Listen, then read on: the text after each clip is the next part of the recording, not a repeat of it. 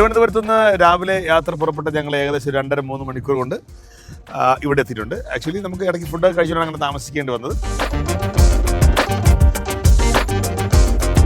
ചമ്പ്രാണി എന്ന വാക്കിൽ നിന്നാണ് സാമ്പ്രാണിക്കൊടി ഉണ്ടായതെന്നാണ് പറയുന്നത്. അപ്പോൾ എന്തായാലും വളരെ സന്തോഷത്തോടു കൂടി മുട്ടപ്പം വെള്ളത്തിൽ നിന്ന് ഒരു 2.5-4 കിലോമീറ്റർ ഇടയിലുള്ള ഒരു ചുറ്റളവിലാണ് നമ്മൾ മുട്ടറ്റം വെള്ളത്തിൽ നിന്ന് ഓടിച്ചാടി കളിക്കാൻ പറ്റും.